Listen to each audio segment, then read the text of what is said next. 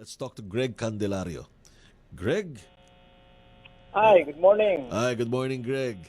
All right, Greg, first of all, no, Greg is the Chief of Telemedicine of Southern Philippines Medical Center.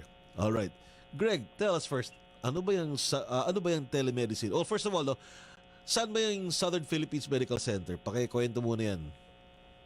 Okay, Southern Philippines Medical Center, dito yon sa Davao City, in the heart of Davao City. And we just turned 100 years last year. So and we are doing very aggressively telemedicine because of the need of those hospitals in the wilderness, kumbaga, doon sa mga lugar na no doctors would like to go. Wait, No, hang on. Greg, let me just yes. back up a bit, no? Talk about Southern Philippines, you're 100 years old now, and I understand right now, hindi alam ng maraming tao, no? You are actually the largest hospital in terms of number of beds. Ganyan ho kasi minimeasure yung, yung gaano kalaki yung hospital eh. According to bed size, kayo yata yung pinakamalaki sa Pilipinas, hindi ba? Yes, under the Department of Health, we are the biggest. The official is 1,200, and we applied for 1,500 bed capacity, which already passed in Congress, and I believe it's in the Senate right now. But our actual is 2,200 basically. Oh my. All right, oh, that's huge. Anyway, sige, Greg, tell us, what is telemedicine? Okay, telemedicine is a project that we have that will use technology to be able to provide healthcare services, especially to those who are in far-flung areas.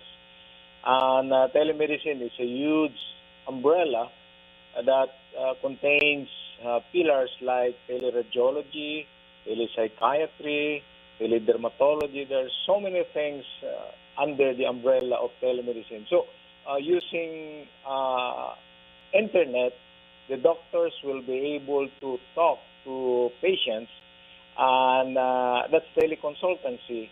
And also, in radiology, the doctor can read images via the cloud technology that we have implemented, so that just like in Hulusulu, we are reading close to 2,000 X-ray images in Davao City. So it's about 1,000 kilometers from here. So instead of those Hulu patients going to Zamboanga because they don't have radiologists, they will benefit in the teleradiology that we have started 1.5 years ago. Wow. So, ibig sabihin, ang mga Pilipino na nakatira dyan sa Holo, Sulu right now, hindi na sila kailangang dumayo sa Zamboanga where the nearest big hospital is, or even to see you guys at Davao para magpagamot. So, mangyayari dyan, para tingnan sila through cloud-based technology, through the internet, maaari na silang tingnan ng mga doktor, and then based on that siguro bigyan sila ng prescription, ganun ba yun, Greg? Yes. Meron pa rin doktor doon sa Hulusulu, general physician as an example. So, for example, doon yung consultation, tapos merong ubo yung tao for a week. And then sasabihin nung doctor sa Hulusulu, okay, magpa-x-ray ka. And then the rad tech will do the x-ray. And then sending it through the cloud. We're using Novarad Technology of America. This is a system, we call that RIS, or Radiological Information System, that will get the images coming from the x-ray machine. So, pag kinuha na ng RadTech doon yung x-ray niya, babato nila sa cloud, yung mga doktor sa SPMC sa Davao, babasahin nila doon sa cloud, parang Facebook ang concept. And then, they'll be able to put in the findings na merong pneumonia to, and then they will save it doon sa cloud, and then the RadTech will print the result and will give it to the doctor, so that the doctor in Hulusulu will be able to give prescription na kailangan ito ng antibiotic or whatever. so that the patient would be able to be cured, as an example. Okay, Greg, apart from yung radiology, ano ba bang mga special services ang nababahagi dyan sa telemedicine ng SPMC? Yes. The other one is doon sa Borja General Hospital. It's an LGU or city hospital in Cagayan de Oro City. And that was the first one. That was more than 2 years ago, because Mayor Moreno of Cagayan de Oro City have gathered all the mental patients roaming all over the city. So, delikado yun in terms of security risk. Meron silang pinapalo ng mga ordinary people, merong nasagasaan, tapos natutulog lang sa bangketa. So, with the initiative of the mayor, he gathered all of those mental patients in the city. Nilagay niya sa Borja General Hospital. Nagpatayo sila ng 2-story building. So, they are considered as inpatient. But the problem they have is they don't have psychiatrists. And I was really surprised, because Cagayan de Oro is a huge city, and yet there was no psychiatrist working in a government hospital. And the mayor told me, Greg, meron. Konti lang, but they are in a private practice. Doon pa lang sa enrollment, magka-million na sila, Greg. So why will they work in a government hospital? You know? So yun ang problema nila. So they come to SPMC back and forth. Kakilala nila si Dr. Vega together with the executive director, si Dr. Neri. And actually, they made a plan B. Wala pa ako sa picture. They sent around 20 siguro ka mga mental patients riding a bus. Nag-arkila sila with mga laking tao just in case magkagulo. Merong tutulong doon. So, nasa Cagayan de Oro City, going to Davao, nasa Valencia Bukid na ba, nagsuntukan na yung mga pasyente. So, meron pang gustong umihi, tapos gustong So, the driver decided to went back. No? So, problema siya. Medyo challenging nga yan, Greg. So, okay, so so you've got telepsychiatry as well sa telemedicine mo. So you've got teleradiology, telepsychiatry, and then what were the other things that you just mentioned? The other one is tele-emergency. Okay, and tele-emergency deals with? Tele-emergency, as you know, meron kaming Central 911 dito. And if there are problems in terms of fire, mga nanggulo dyan, earthquake, calamities, ito yung government agency under the mayor who will help. No? Kasama na doon yung mga healthcare services na kukunin sila sa bahay tapos hati doon sa government hospital. Expenses, an example. Libre yon, walang bayad yon. Okay? Okay. So, I was talking a year ago, 1.5 years ago, to the director of 911, and he told me if there is any technological advancement that will help them to improve the way they do things. And I said, just give me 1 week, I'm gonna find it out. You know? So, ako lang mag-isa yun. No? Wala akong kasama dito sa telemedicine. It's just, talagang gusto ko lang makatulong. And I just have a table and one person doing all these. Talagang ano yun, Greg, ha? Okay yan. Greg, sorry, go ahead. Ituloy ko muna. Yeah, sure. At the end of the day, yung ambulance, meron silang ECG na for telemedicine. So kahit malayo sila, they can get the ECG of the patient and directly to our data center. Makikita na ng doktor anong sakit meron yung tao, and they can give medical direction. All right. Now, lately, Greg, you just mentioned that you actually have been testing that you had problems with your connectivity because, of course, underlying itong telemedicine is yung connectivity issues natin, di ba? Or connectivity, kailangan solid.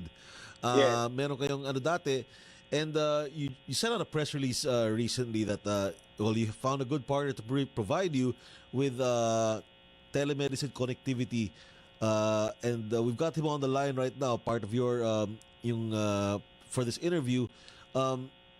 You actually contracted or worked something out with a group called TierOne? Yes. All right. We have a memorandum of agreement that was signed a month ago with Dr. Vega, our medical director, the highest-ranking official, and also Mr. Jonathan Stevens. The purpose is to work together as a team for TierOne Communications International to provide us with the internet connection. And we started in Maguindanao actually because that is where the tower was established by Mr. Jonathan. Talking about Jonathan. Jonathan, are you on the line right now? I am. Good All right. morning. Jonathan, good morning. Greg's on the other line right now. And, this project of yours, telemedicine, is actually pretty fascinating. And it means that it's really a problem of the islands. We're very dispersed as a country. Yes. And we've got a lot of challenging issues with regard to implementing a project like telemedicine. So tell us how you guys got together and what do you see moving forward for the telemedicine project along with the Southern Philippines Medical Center? Well, SPMC developing this project is absolutely remarkable. They went to the heart of the matter, the heart of the people that cannot walk into a hospital in the city like we do. And they wanted to produce this type of digital electronic connectivity between a very, very remote hospital and a premium hospital, in fact, the largest hospital in the Philippines, being Southern Philippines Medical Center. And the principle of this not only saves money, this actually saves lives. If somebody is injured or has a kidney problem or a heart problem, they can be scanned in the island where they are, in the barangay, in the sitio where they are. That information can be sent through the TierOne network to SPMC. It arrives in digital format. They can rotate it 360 degrees for a mammogram, CAT scan, a brain scan, MRI, all of these things, and it can be diagnosed, and the medicine and the description and the help can be given while the patient is still in his remote island. He doesn't have to catch a banker, then another boat, and then another transport, which in fact he may die along the way. So it is a remarkable initiative by SPMC and by its champion Greg Candelario, who foresaw this as a necessity, some years ago, and now it's a reality. All right, Greg, I just also read somewhere that you're also providing telemedicine services to our armed forces. Is that true? Come back again. What is that? Greg, I heard somewhere that you were also providing, or I read somewhere that you were also providing telemedicine services to our soldiers on the ground. That's the plan. I was in Hulu Sulu a few years ago, and I was talking to General Subihana, and our president had built a hospital there, 50 bed capacity for the soldiers, and I look at the facilities, the radiology department. There was no radiologist there, and the facility was still in a film. They promised me that they will buy this digital, and they will be calling us in SPMC as soon as they have the facility, because they are so interested with teleradiology and telepsychiatry for the soldiers who've been gone to war and they've got mental problems, So that's in our pipeline, aside from the Maguindanao area that we wanted to help as well. All right. Jonathan and Greg, your press release reads that you've got 450 sites where you want to which you want to connect rather with Southern Philippines Medical Center. When can we expect the connections, and where will these sites be? Which general area? This is for a year one connection for you. Okay, yes, the 450 is in the first year, with a total of 5,000 hospitals being connected over the next few years. Now, to give you an example of speed to service, when we signed the contract with SPMC, we put up a tower, we put up the equipment, we donated the equipment for free for the beta test, and the hospital was live connected in 6 days. So there is no need to wait these horrible months and years looking for a line. Now, more importantly, as you may have heard in the press, we've also acquired equity in a satellite, and that satellite will be immediate connectivity to the remote islands. of which there are more than 7,000, I believe. So this type of product and this type of project, we can literally do a hospital in 2 or 3 days because we are ramping up now to prepare the antennas, the equipment, and so on. So this project is a reality. This project will absolutely save lives and go to the heart of the people that cannot afford to travel to the big medical centres in the cities. And they can get exactly the same quality of service because of the incredible people in SPMC that sit behind these screens and analyze the digital images and collaborate and give advice immediately to the physician in the remote island as to how to treat whatever is the problem that the patient has. Greg, saan exactly itong mga ano to? Where are you expanding? So you got Maguindanao, you've got Holosulu. Where else are you going to be concentrating these your telemedicine, your remote access hospitals? Actually, we had signed a MOA a month ago with Usamis. We call that Mars Medical Center. And we have around 3,000 combination of X-rays and CT scans and ultrasounds. They have problem with radiologists as well. And 2 weeks ago, I went to Palawan. I was invited by Governor Alvarez, and I learned that Palawan has 1/3, or about 1,700 islands to be exact, with a total of 7,000 plus islands that we have. And the same, they have problem with internet connection, and I was so happy knowing Mr. Jonathan because he has the capability, he has the desire to help the poor and the poorest of the poor generally, to be able to help them in terms of healthcare services, because people are dying. You know, as I mentioned, people are in the islands and traveling through water and land, plus the money, the time is something that they cannot afford, you know. All right, thank you very much, gentlemen. So Greg Candelario and Jonathan Bentley Stevens, Greg of the Southern Philippines Medical Center, Chief of Telemedicine, and Jonathan Bentley Stevens of their communications partner, TierOne Communications. So thank you very much, gentlemen. We wish you good luck. And again, in an archipelago of all of these islands, 7,000 plus islands, we really need to bring the smaller islands and then those with less resources together, so that the people can be treated and seen and prescribed the right medicine and the right treatments by those in the bigger the bigger cities and those with more resources, like the Southern Philippines Medical Center. So thank you very much, gentlemen. Thank you. Yeah, good luck Thank in you. your Thank you. endeavors. All right, we shall be back. In the meantime, we got more of the music this time. Eto maganda to.